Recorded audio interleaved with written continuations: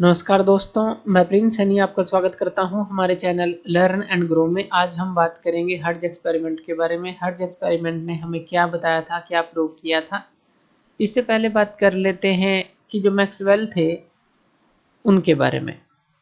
लगभग 1865 में मैक्सवेल ने बताया था कि जो इलेक्ट्रोमैग्नेटिक वेव हैं वो एग्जिस्ट करती हैं। उन्होंने इसके बारे में क्या किया, एक थ्योरी दी, उसको थियोरेटिकल बताया, अपनी जो इक्वेशंस हैं उनके थ्रू बताया।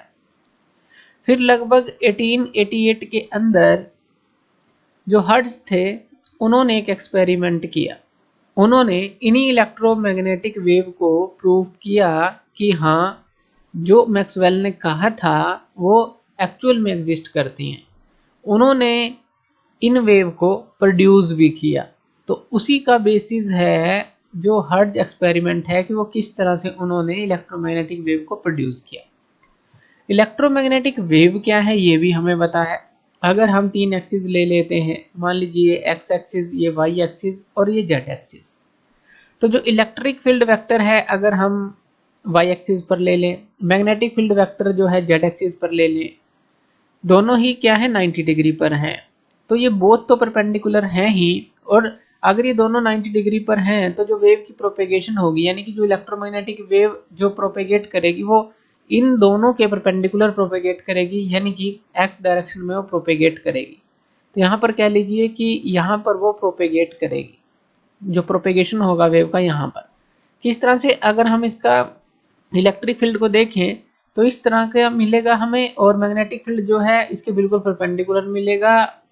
जैसे इलेक्ट्रिक फील्ड को यहाँ पर दिखा दे हम इस तरह से, और मैग्नेटिक फील्ड जो होगा बिल्कुल इसके 90 डिग्री पर होगा, और जो प्रोपेगेशन ऑफ वेव होगी वो इन दोनों के परपेंडिकुलर होगी। तो ये इलेक्ट्रोमैग्नेटिक वेव होती है, ट्रांसवर्स नेचर की होती है, पहले हमने पढ़ा था। तो ये एक ओवरव्यू है कि जो ये तीनों ही जो हैं एक दूसरे के परपेंडिकुलर होते हैं, म्यूचुअली परपेंडिकुलर कह लीजिए। और जब इलेक्ट्रिक फील्ड और मैग्नेटिक फील्ड 90 डिग्री पर होते हैं तो ये इलेक्ट्रोमैग्नेटिक वेव को जो है प्रोड्यूस करते हैं। इलेक्ट्रोमैग्नेटिक जो यहाँ पर जो डिस्टरबेंस है जो इस तरह से हमें इस दिशा के अंदर मिलती है। अब इसी को प्रोड्यूस करना है हर्ट्ज एक्सपेरिमेंट के द्वारा। तो उन्होंने क्या किया, उन्होंने दो प्लेट्स ली, दो मेटेलिक प्लेट्स ली। अब देखिए, कोई भी अगर इलेक्ट्रोमैग्नेटिक वेव प्रोड्यूस करनी है तो वो जो है हमें पता है कब प्रोड्यूस होती है।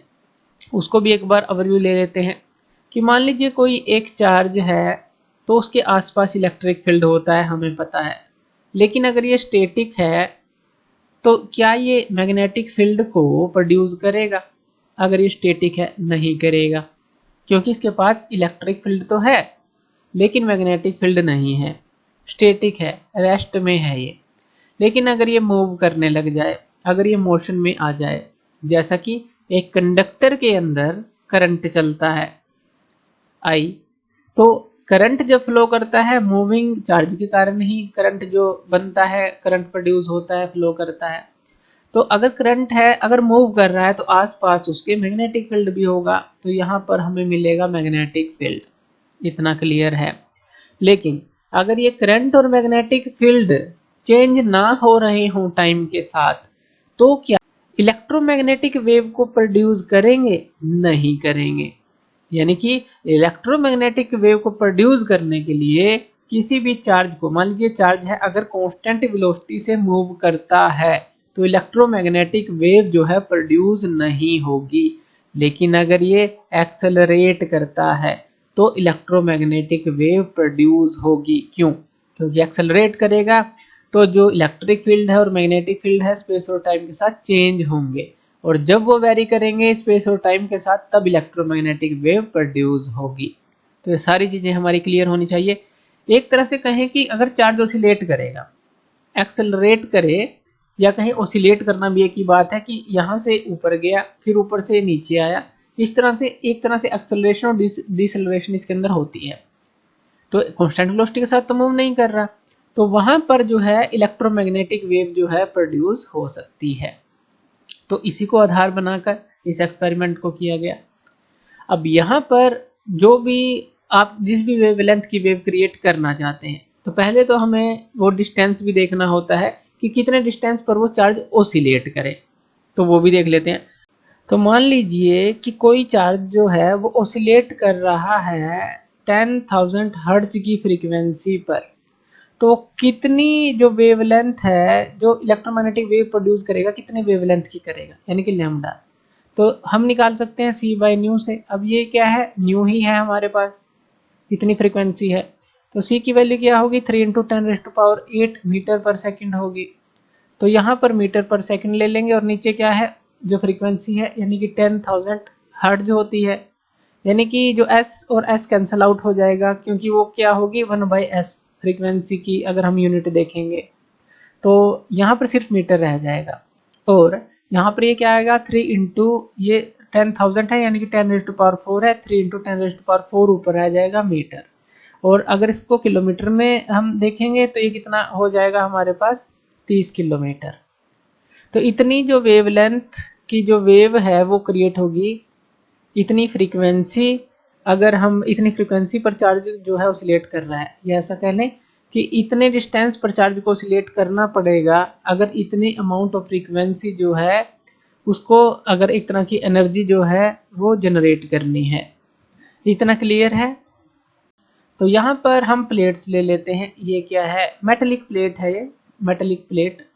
तो मेटल की प्लेट है, मेटल प्लेट 1 ले लें इसको, और ये ले लेते हैं हम मेटल प्लेट 2। तो ये हमने 2 प्लेट्स ले ली। ये जो मेटल की प्लेट है ये आप कॉपर की ले सकते हैं या फिर जिंक की ले सकते हैं। तो कॉपर और जिंक कुछ भी आप यहाँ पर ले सकते हैं, दोनों प्लेट। अब यहाँ पर उन्होंने क्या किया, 2 थिक कॉपर वायर यहाँ पर लगा दी। ये क्या है, यहाँ पर इनको लिख लेते हैं कि ये जो वायर है ये क्या है, कॉपर की वायर है। कॉपर का क्यों यूज कर रहे हैं कि अच्छा कंडक्टर होता है इलेक्ट्रिसिटी का। तो ये कॉपर वायर है, ये भी कॉपर वायर है। और इन कॉपर वायर के एंड पर यहाँ पर 2 स्फीयर लगा दिए गए, हाई पॉलिश्ड स्फीयर ये लगाए गए। मान लीजिए S1 और S2 हम यहाँ पर लगा देते हैं। तो इस तरह से हाई पॉलिश्ड स्फीयर यहाँ पर लगा दिए गए और इन वायर को जोड़ दिया गया एक इंडक्शन कॉइल के साथ। अब देखिए इंडक्शन कॉइल क्या काम करेगी। इंडक्शन कॉइल काम करेगी यहाँ पर हाइयर जो पोटेंशियल डिफरेंस है यहाँ पर क्रिएट करने का काम करेगी। तो यहाँ क्या होगा, जब हाइयर पोटेंशियल डिफरेंस, यानी कि यहाँ पर जब induction coil higher potential difference यहाँ पर जब सप्लाई करेगी तो क्या होगा, एक तरह से वो देख लेते हैं। ये जो यहाँ पर पोटेंशियल डिफरेंस जो सप्लाई होता है वो 1000 तो बहुत कम है, सेवरल 1000 वोल्ट के करीब का यहाँ पर अप्लाई करते हैं। अब उससे होगा क्या, अब ये जो मेटल प्लेट है इनको आप समझिए एक कैपेसिटर प्लेट की तरह, एक कैपेसिटर प्लेट की तरह समझिए इसको भी। इसको कैपेसिटर प्लेट आप 1 मान लीजिए, इसको आप कैपेसिटर प्लेट 2 मान लीजिए। ये है कैपेसिटर प्लेट 2। अब क्या होगा, जैसे ही यहाँ पर आपने वोल्टेज को, जो पोटेंशियल डिफरेंस है उसको अप्लाई किया, ये चार्ज हो जाएंगी। मेटल प्लेट 1 और मेटल प्लेट 2 एक कैपेसिटर की तरह, कि जैसे कैपेसिटर को चार्ज कर रहे हो। लेकिन आपने क्या कर रखा है, इन दोनों के बीच में ये वायर लगाकर स्फीयर लगा रखे हैं। जैसे ही आप हाइयर पोटेंशियल डिफरेंस यहाँ पर अप्लाई करते हैं तो क्या होगा, यहाँ पर ये जो है लीकेज एक तरह की आपको देखने को मिलेगी, लेकिन स्टार्टिंग में देखने को नहीं मिलेगी। एक तरह से डिस्चार्जिंग यहाँ पर हो सकती है अगर आप हाइयर पोटेंशियल डिफरेंस यहाँ पर अप्लाई करते हैं, क्योंकि ये गैप आपने प्रोवाइड कर दिया है। और ये जो गैप प्रोवाइड किया गया था हर्ट्ज एक्सपेरिमेंट में लगभग 6 मीटर के करीब का था, ये भी याद रखना है। तो उसके बाद क्या होगा कि जैसे ही यहाँ पर लीकेज थोड़ी थोड़ी स्टार्ट होगी, जैसे ही आप हाइयर पोटेंशियल डिफरेंस यहाँ पर अप्लाई कर रहे हैं, तो यहाँ पर इसके बीच में एयर होगी, क्योंकि खाली है तो एयर अपनी जगह यहाँ पर रहेगी। तो यहाँ पर हाइयर पोटेंशियल डिफरेंस से वो एयर जो है आयोनाइज हो जाएगी। आयोनाइज का मतलब है आयंस के अंदर टूटना, पॉजिटिव नेगेटिव आयंस के अंदर टूटना। तो यहाँ पर जो एयर है वो पॉजिटिव नेगेटिव आयन के अंदर टूट जाएगी। अब उससे होगा क्या, उससे जो ये गैप है इन आयंस के थ्रू फिल हो जाएगा। इन आयंस के थ्रू फिल होने से क्या होगा, यहाँ से यहाँ तक एक पैसेज मिल जाएगा, एक ब्रिज बन जाएगा आयंस का। और जैसे ही यहाँ पर ये आयंस जो हैं ज्यादा बढ़ते चले जाएंगे, एकदम से यहाँ पर क्या होगा, स्पार्क क्रिएट होगा। और इसी स्पार्क को यानी कि जो स्पार्क क्रिएट हो रहा है वही इलेक्ट्रोमैग्नेटिक वेव जो है यहाँ पर बनेगी, इसका मतलब, क्योंकि यहाँ पर चार्ज ऑसिलेट करना स्टार्ट कर गए हैं। और यहाँ पर लगा होता है डिटेक्टर। अब हमें क्या पता कि जो इलेक्ट्रोमैग्नेटिक वेव प्रोड्यूस हुई है या नहीं, तो यहाँ पर डिटेक्टर लगा होता है। जब यहाँ चार्ज प्रोड्यूस होता है तो वो यहाँ पर भी, अब ये किसी चीज से कनेक्टेड नहीं है, तो यहाँ पर भी हमें एक स्पार्क देखने को मिलता है जो कि ये बताता है कि इलेक्ट्रोमैग्नेटिक वेव प्रोड्यूस हुई है, इसलिए इसको डिटेक्टर कहा गया। कि हमें क्या पता है यहाँ पर इलेक्ट्रोमैग्नेटिक वेव बनी है, लेकिन इस डिटेक्टर के थ्रू जब यहाँ पर स्पार्क होगा हमें पता चलेगा कि जो एनर्जी है, अब हमें पता है इलेक्ट्रोमैग्नेटिक वेव एनर्जी को कैरी करती है कि एनर्जी यहाँ से यहाँ ट्रांसफर हुई है। तो यहाँ पर क्या होगा, जैसे ही इंडक्शन कोयल हायर पोटेंशियल डिफरेंस यहाँ पर अप्लाई करेगी, सप्लाई करेगी, तो यहाँ पर आयोनाइज होगी एयर, यहाँ पर एक जो है एनवलप बन जाएगा आयन सा, और एकदम से जो है यहाँ से यहाँ चार्ज जो है ऑसिलेट करने लग जाएंगे। मान लेते हैं कि नेगेटिव से पॉजिटिव की तरफ ऑसिलेट करने लग जाएंगे एकदम से, तो क्या होगा, तो ऑसिलेशन के कारण यहाँ पर एक जो यहाँ पर स्पार्क क्रिएट होगा। जो मेटल प्लेट जो है कैपेसिटर की तरह काम कर ही रही है, एकदम से डिस्चार्ज होने लगेंगी और स्पार्क क्रिएट होगा। ये जो स्पार्क है हम यहाँ पर भी देख सकते हैं। फिर इसका मतलब क्या है कि यहाँ पर एक इलेक्ट्रोमैग्नेटिक वेव जो है क्रिएट हुई है। तो इस तरह से पूरा एक्सपेरिमेंट किया गया। अब यहाँ पर देखिए, ये जो डिटेक्टर है ये भी एक मेन रोल प्ले करता है। यहाँ पर भी ये सफियर लगे होते हैं दो, हाईली पॉलिश्ड। अब देखिए, ये जो डिटेक्टर है इसकी पोजीशन ऐसा नहीं है कि आप किसी भी तरह रखते हैं तो ये डिटेक्ट कर लेगा। इसकी पोजीशन इस तरह से चूज की जाती है कि जो मैग्नेटिक फील्ड जो यहाँ पर बनेगा, इलेक्ट्रोमैग्नेटिक वेव किस तरह का होता है कि इलेक्ट्रिक फील्ड और जो मैग्नेटिक फील्ड होते हैं दोनों ही 90 डिग्री पर होते हैं। जो मैग्नेटिक फील्ड है वो, ये जो डिटेक्टर का प्लेन होगा इस मैग्नेटिक फील्ड के 90 डिग्री पर होगा, यानी कि परपेंडिकुलर होगा। ये ध्यान रखना है कि वो जो है परपेंडिकुलर होगा, तभी वो। अब ये परपेंडिकुलर क्यों रखना जरूरी है कि जब मैग्नेटिक फील्ड जो है इससे जो लिंक्ड है, ये जो है हमारे पास डिटेक्टर, यहाँ पर हमने गैप भी दे रखा है, कोई मेटल का, कोई भी मेटेलिक जो है आपने उसका बनाया है इसको।